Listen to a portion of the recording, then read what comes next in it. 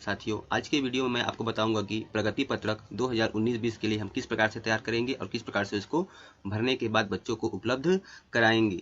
साथियों, इस सत्र छत्तीसगढ़ शासन स्कूल शिक्षा विभाग द्वारा कक्षा पहली से 9वीं और 11वीं के बच्चों को जनरल प्रमोशन देने के लिए आदेश जारी किया है। इसी तारतम्य में सभी जिला शिक्षा अधिकारियों द्वारा भी विकास खंड को आदेश जारी किया गया है कि सभी स्कूलों द्वारा किस प्रकार से प्रगति पत्रक तैयार करनी है और उसको बच्चों को उपलब्ध कराना है। तो साथियों, चलिए आज का वीडियो आपके लिए बहुत ही खास होने वाला है, तो वीडियो को अंत तक जरूर देखें।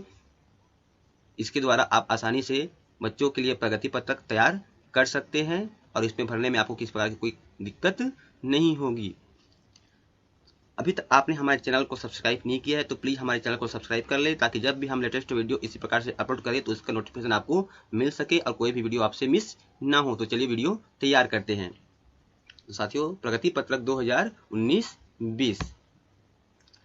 साथियों, सबसे पहली बात यह है कि देखिए कि प्रगति पत्र मुख्य पृष्ठ पर कक्षा के नीचे सभी विद्यालय का डाइस कोड लिखा जाना अनिवार्य होगा, क्योंकि आपको जो प्रगति पत्रक मिला हुआ है उसमें यू डाइस कोड लिखने के लिए स्थान नहीं दिया गया है, बल्कि वहां पर लिखा गया है विद्यार्थी डाइस। तो विद्यार्थी डाइस के स्थान पे आपको विद्यार्थी का जो 10 अंक का आईडी है उसको आपको एंटर करनी है। तो इसलिए जस्ट उसके नीचे में आपको कक्षा के नीचे में आपको विद्यालय का यू डाइस कोड लिखना अनिवार्य होगा।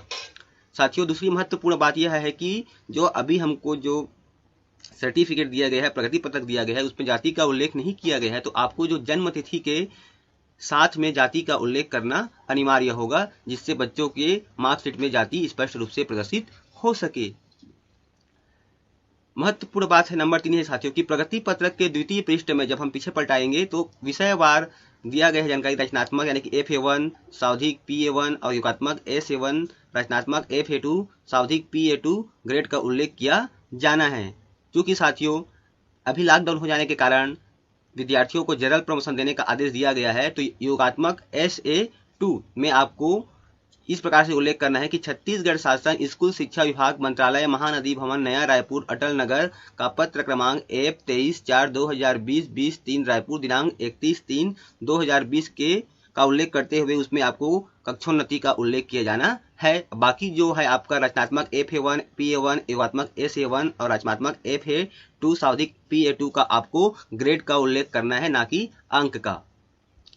महत्वपूर्ण उसके बाद बिंदु आपका यह है कि सकल बिंदु पर पूर्व के परिणाम के अनुसार आपको ग्रेड दिया जाना है, अर्थात A से 2 को छोड़ करके आपको जितने भी आपके जो आपने विद्यालय में एग्जाम लिया है उस एग्जाम के आधार पर आपको अंतिम ग्रेड तैयार करनी है। ग्रेड की टिप्पणी में आपको 0 से 40% तक डी ग्रेड है, जो सामान्य है। 41 से लेकर 60 तक की ग्रेड की स्थिति है जो अच्छा है। 61 से 80% तक की ग्रेड बी स्थिति है जो उत्तम है, और 81 से लेकर 90% तक की स्थिति ए ग्रेड है जो उत्तम है, और 91 से लेकर 100% तक की ग्रेड स्थिति सर्वोत्तम आपको लिखा जाना है। इस प्रकार से आपको प्रगति पत्रक तैयार करनी है। आगे मैं आपको बताऊंगा कि किस प्रकार से आप फिल कर सकते हैं, उसका आपको मैं सैंपल आगे दिखाऊंगा।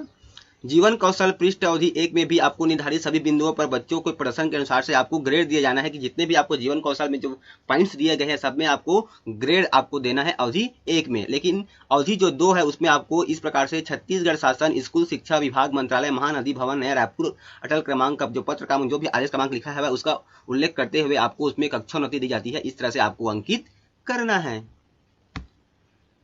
यह है साथियों वो आदेश छत्तीसगढ़ शासन स्कूल शिक्षा विभाग मंत्रालय महानदी भवन नया रायपुर अटल नगर का यह आदेश है जो 31/3/2020 को जारी किया गया था, जिसमें स्पष्ट लिखा गया है कि सत्र 2019-20 की वार्षिक स्थानीय परीक्षाएं स्थगित कर दी गई है और राज्य शासन एसएस द्वारा कक्षोन्नति के संबंध में निम्नानुसार निर्णय लिया जाता है। तो इस प्रकार से कक्षा पहली से 8वीं और 9वीं एवं 11वीं की परीक्षाएं स्कूल स्तर पर आयोजित की जाती है। इसलिए कक्षा पहली से लेकर 9वीं और 11वीं परीक्षाओं में बच्चों को जनरल प्रमोशन देते हुए आगामी शिक्षा सत्र में अगली कक्षा में प्रवेश देने का निर्णय लिया गया था। तो इसकी आदेश की कॉपी सभी जिला और विकास खंडों के माध्यम से स्कूल तक पहुंच गई है।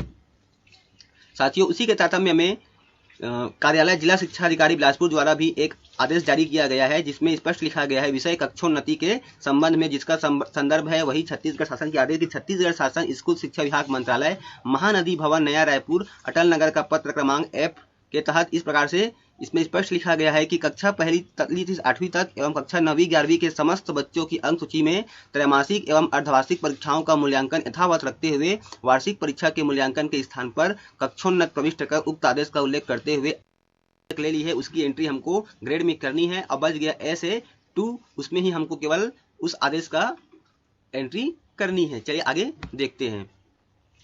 ये कुछ अंकों के सैंपल्स दिए गए हैं साथियों की कक्षा पहली से लेकर कुल कितने अंक होंगे आपके। टोटल 100 अंक हो रहे हैं, तो इसमें आपको SA2 को 30 अंक को छोड़ रहे हैं तो कुल 70 अंक हो गए। 70 अंक पे आपको ग्रेड निकालनी है और कक्षा तीसरी में भी आपको 70 अंक पे ग्रेड निकालनी है। कक्षा चौथी से लेकर 8वीं तक के आपको कुल 150 अंक हो रहे हैं, जिसमें से आपका ये 40 अंक का एग्जाम नहीं हुआ है तो आपको 110 अंक पर अंतिम ग्रेड निकालनी होगी।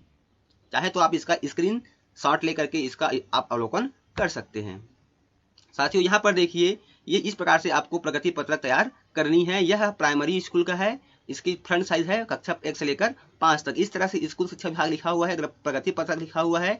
यहाँ पर सत्र लिखा है, जिसमें सत्र में आपको 2019-20 टाइप करनी है। उसके बाद विद्यालय का नाम में आपको विद्यालय का नाम लिखना है। विद्यार्थी क्रमांक, उसके बाद डाइस लिखा है, इस डाइस को आपको काट देनी है और विद्यार्थी क्रमांक में आपको बच्चों को की जो 10 अंक की डिजिट है, ID है, उसको आपको यहाँ पर एंटर करनी है। फिर यहाँ पर आपको कक्षा एंट्री करना है। कक्षा के जस्ट नीचे आपको स्कूल का UDICE कोड भी अंकित करना है। यहाँ पर आपको विद्यार्थी का फोटो चस्पा कराना है पासपोर्ट साइज का, जिसको आप प्रमाणित कर सकते हैं। फिर है विद्यार्थी का नाम, तो विद्यार्थी के नाम के कॉलम में आपको विद्यार्थी का नाम लिखना है, फिर माता का नाम लिखना है, फिर पिता का नाम लिखना है। और साथियों यहाँ पर आपको ध्यान देनी, जन्म तिथि लिखने के बाद फिर आपको जाति का भी इसी कॉलम में उल्लेख कर देना है। फिर आवासीय पता में आपको जो बच्चे का आवास का पता है उसको लिखना है और जस्ट नीचे में आपको मोबाइल नंबर फिल करनी है। बात करते हैं साथियों इसको जीवन कौशल की, तो यहाँ पर देखिए जीवन कौशल, तो जितने भी जीवन कौशल के जो बिंदु दिए गए हैं, संवेदनशीलता, इस प्रकार से इन सभी में आपको बच्चों की स्थिति के अनुसार पर आपको अवधि 1 में ग्रेड आपको फिल करनी है। और ग्रेड फिल करने के बाद अवधि 2 में आपको छत्तीसगढ़ शासन के आदेश का अंकित करते हुए कक्षोन्नति दिया जा रहा है का ऐसा आपको उल्लेख करना है। और इस प्रकार से प्रमाणित किया जाता है कि सत्र 2019-20 में इसका आप लोगों को उल्लेख करना है कि बच्चे की संज्ञात्मक क्षेत्र में कौन सा ग्रेड है और जीवन कौशल में कौन सा ग्रेड है। उसके बाद कौन से क्षेत्र में उसकी विशेष रुचि है उसका आपको उल्लेख करना है। उसके बाद फिर कक्षा शिक्षक का साइन, प्रधान पाठक का साइन, संकुल समन्वय का साइन और जिला शिक्षा अधिकारी का इसमें साइन करके आपको अनुमोदन करा लेना है। तो यह है साथियों कक्षा पहली से लेकर 5वीं तक के बच्चों की प्रगति पत्रक की फ्रंट साइड। यदि और कोई आपको दिक्कत होगी इसको बनाने में तो आप बिल्कुल मुझको कमेंट्स कर सकते हैं। अब ये है साथियों उसकी बैक साइड, इसमें भी आपको स्पष्ट उल्लेख है। यह कक्षा 1 से लेकर 5 तक के लिए आपको उपयोग करनी है। यह जो बनाया गया सैंपल वह कक्षा पहली के लिए है। आप जब 3 और 5 का भी बनाएंगे तो इसमें आपको पर्यावरण विषय का उल्लेख करना है। तो इस तरह से आपको FA1, PA1, SA1, FA2 और PA2 में आपको ग्रेड की एंट्री करनी है बच्चों के प्रदर्शन के आधार पर। और SA2 में आपको इस तरह से आपको आदेश का उल्लेख करना है। चाहे तो उसको आप पेन से अंकित कर सकते हैं या फिर सील बनवाकर भी उसको आप सील चस्पा कर सकते हैं। और जो आपका ये सकल जो आपका ग्रेड है वह आपके इन 5 के आधार पे आपको ये सकल ग्रेड आपको तैयार करना है। यह है सैंपल साथियों करनी है। इस प्रकार से साथियों आप आदेश को सील बनाकर भी अवलोकित कर सकते हैं या फिर चाहे तो इसको आप पेन से इस तरह से आप उसको लिख सकते हैं। ये छत्तीसगढ़ शासन स्कूल शिक्षा विभाग रायपुर के आदेश क्रमांक जो भी है आपको इसका उल्लेख करते हुए जनरल प्रमोशन कक्षोन्नति दी जाती है। इस प्रकार से आपको उस कॉलम में आपको उल्लेख करनी है अवधि 2 में और SA2 में। इस तरह से देख लीजिए, इस चाहे तो आप इसका स्क्रीनशॉट भी ले सकते हैं अपना अध्ययन करने के लिए। तो इस प्रकार से आपको इसी वाले कॉलम SA2 में आपको अंकित करनी है और अवधि 2 में अंकित करनी है। बाकी जो कॉलम्स है उसमें आपको संबंधित ग्रेड आपको अंकित करनी है, प्रदर्शित करनी है, दर्शाना है। ये देखिए साथियों ये माध्यमिक शाला का सैंपल्स है, पूर्व माध्यमिक शाला का। इस प्रकार से आपको मार्कशीट उसकी तैयार की जानी है। तो मैं आपको पहले बता देता हूं कि कक्षा के जस्ट नीचे आपको UDICE कोड लिखना है और जन्म तिथि वाले कॉलम के साथ में आपको जाति का भी उल्लेख कर देना है, जिससे कि मार्कशीट पर जाति का उल्लेख स्पष्ट रूप से लिखा रहे। ये है पूर्व माध्यमिक शाला के बैक साइड का प्रगति पत्रक। इस प्रकार से आपको सभी विषय में आपको ग्रेड अंकित करनी है और एकात्मक 2 SA2 में आपको ही इस आदेश को अंकित करना है। और उसके बाद जो आपका सकल ग्रेड बनेगा वो आपको इन जो रचनात्मक सावधिक योगात्मक रचनात्मक सावधिक यानी कि FA1, PA1, SA1, FA2, PA2 के आधार पर आपको ये सकल ग्रेड आपको निर्धारित करना है और उसके अनुसार से यहाँ पर आपको ग्रेड टिप्पणी का उल्लेख कर देनी है।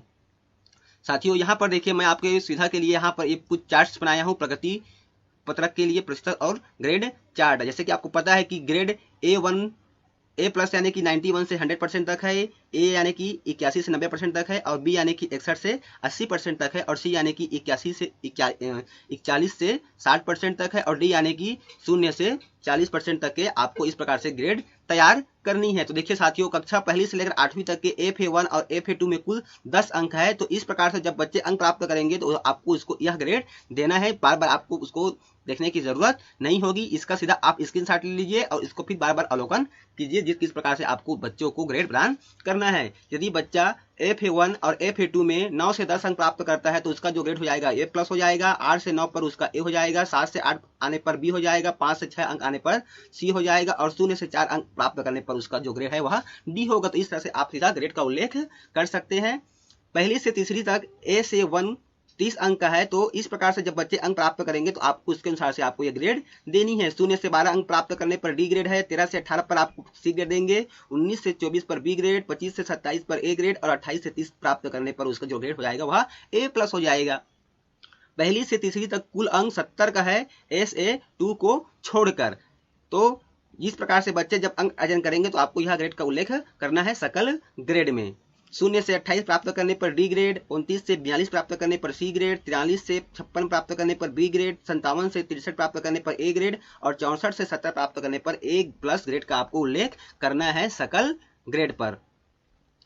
उसी प्रकार से साथियों, चौथी से 8वीं का जो PA1 और PA2 है वह 25 अंक का था। तो उसके अनुसार से आपको इस प्रकार से ग्रेड आपका उल्लेख करना है। 0 से 10 पर डी ग्रेड, 11 से 15 पर सी ग्रेड, 16 से 20 पर बी ग्रेड, और 21 से 22.5 तक ए ग्रेड, और 23 से 25 तक A+ ग्रेड का आपको उल्लेख कर देना है। साथियों, यह जो इसका स्क्रीनशॉट आपके पास रहेगा तो आपको प्रगति पत्र तैयार करने में बड़ी ही आसानी होगी। तो प्लीज आप इसका स्क्रीनशॉट लेकर जरूर अवलोकन करें।